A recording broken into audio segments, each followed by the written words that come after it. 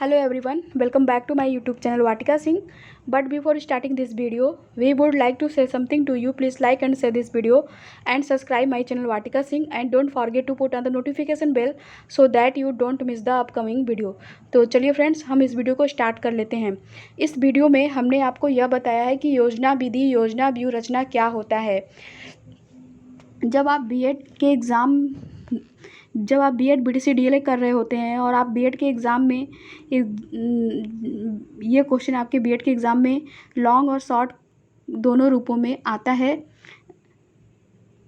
Important question है ये आपके बीएड के एग्ज़ाम के पॉइंट ऑफ व्यू से।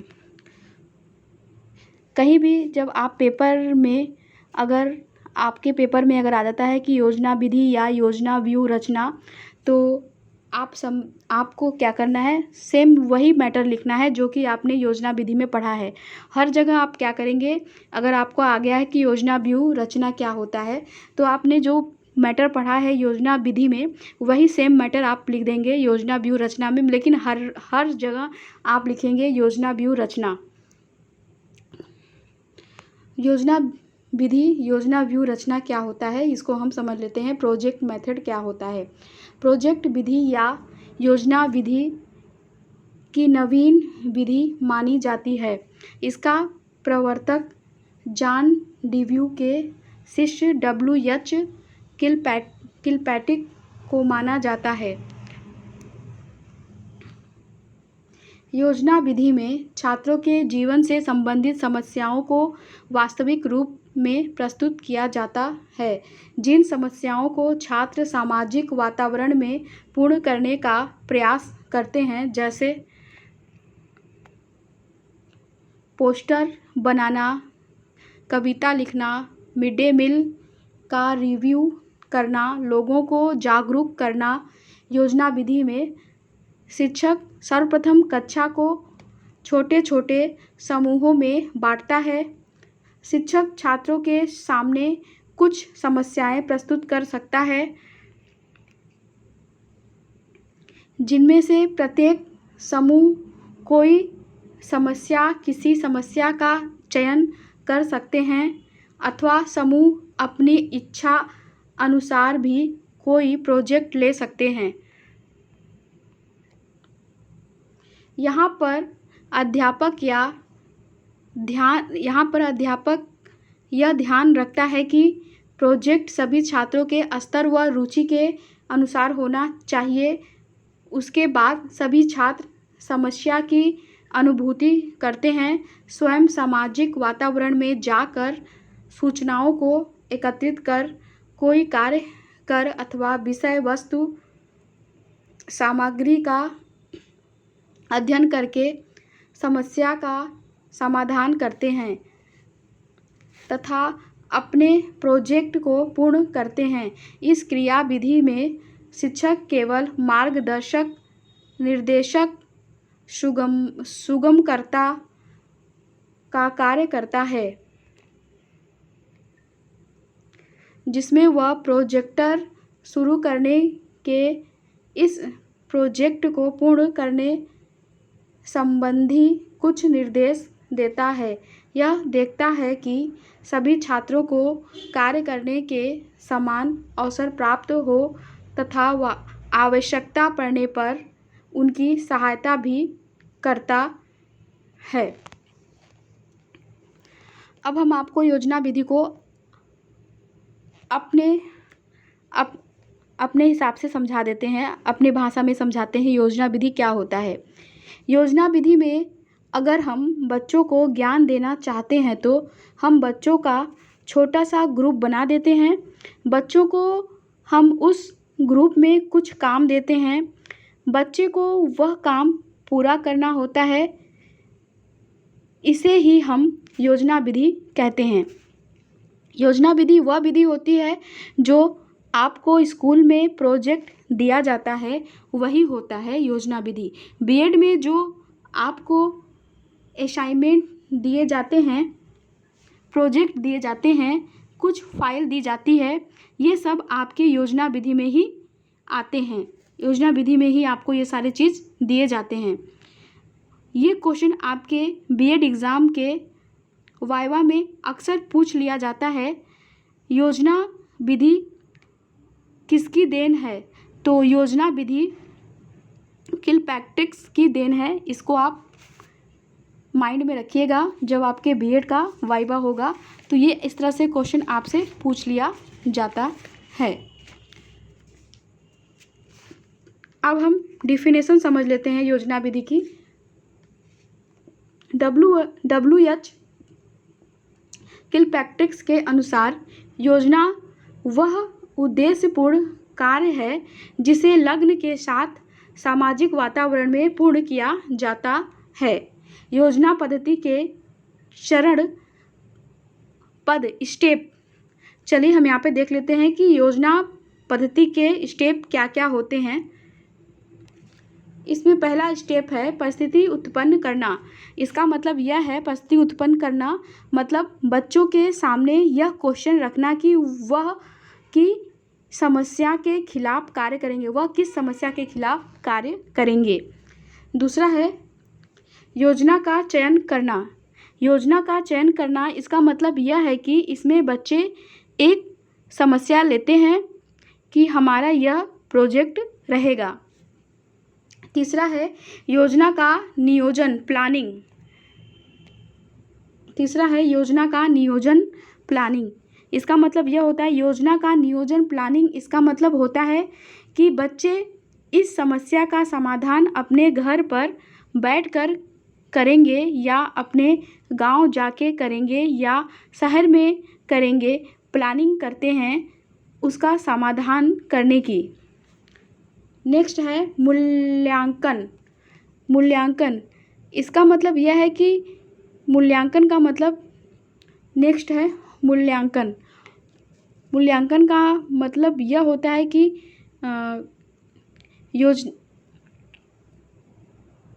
मूल्यांकन का मतलब यह होता है कि इसका मतलब है कि मूल्यांकन में टीचर ये देखता है कि बच्चे कैसा कार्य करके आए हैं। बच्चे भी यह स्वयं देखते हैं कि हमने जो कार्य किया है उसका क्या रिजल्ट निकला है। मूल्यांकन का मतलब यह होता है। चौथा इसमें पॉइंट्स है योजना की पूर्ति। योजना की पूर्ति इसका मतलब यह है कि इसमें बच्चे उस कार्य को करते हैं, उस कार्य को प्लानिंग के बाद पूरा कर लेते हैं। इसको ही हम योजना की पूर्ति कहते हैं। इसका मीन्स यह होता है।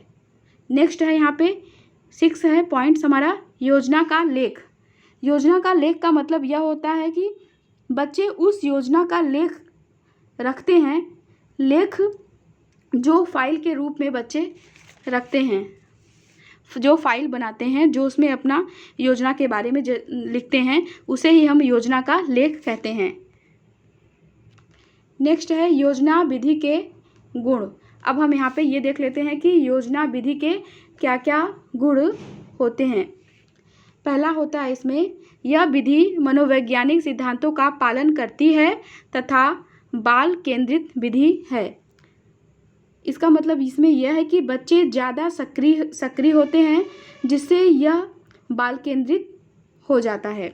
दूसरा है यहाँ पे यह विधि करके सीखने पर आधारित है। मतलब कि इसमें यह है कि बच्चे इसमें कुछ काम करके सीखते हैं, बच्चे इसमें जागरूक हो जाते हैं। तीसरा पॉइंट्स है यह विधि विद्यार्थियों में वैज्ञानिक गुण का विकास करती है। मतलब कि हर चीज़ों का तर्क वितर्क करना, चीज़ों को अपने द्वारा समझना, यह विधि हमें बच्चों को यह सिखलाती है। चौथा है इसमें व्यक्तिगत विभिन्नता के अनुसार अधिगम होता है।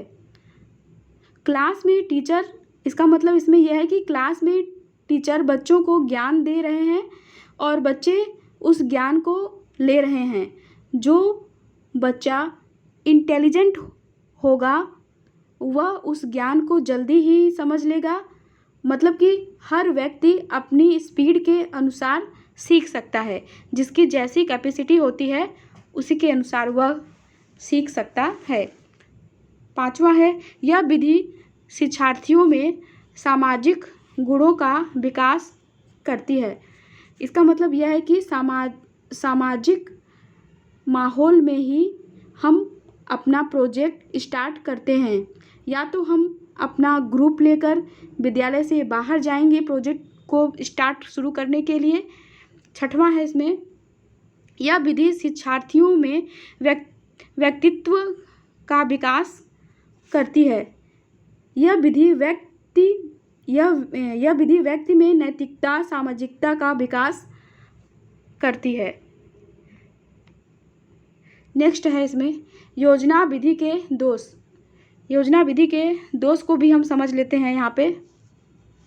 योजना विधि के दोष, पहला पॉइंट है इसमें, इस विधि में समय, ऊर्जा व धन अधिक खर्च होता है। इसका मतलब यह है कि योजना विधि में समय, ऊर्जा व धन अधिक खर्च होता है। सारे बच्चे अलग अलग सामान खरीदते हैं, अलग अलग समय लगाते हैं, अलग अलग ऊर्जा लगाते हैं। दूसरा इसमें दोष है, यह विधि विद्यालय की सामान्य समय सारणी में व्यवस्थित नहीं हो सकती है। इसमें यह है कि यह समय सारणी में नहीं फिट बैठती है। जो अपना टाइम टेबल होता है, पहला पीरियड इसका है, दूसरा पीरियड इसका है, अलग अलग। किसी दिन आपको कोई प्रोजेक्ट मिल जाए तो वह आपको उसमें आपका होच पोच हो जाता है इस विधि में। तीसरा है इसमें, इस विधि के लिए अधिक अनुभवी एवं कुशल अध्यापक की आवश्यकता होती है। इस विधि में अधिक कुशल और अधिक अनुभव टीचर की ज़रूरत पड़ती है। चौथा है इसमें, इस विधि पर अच्छी पुस्तकों का अभाव है। इस विधि में अच्छी गुड बुक्स मिलना बहुत ही मुश्किल हो जाता है। 5वां है इसमें,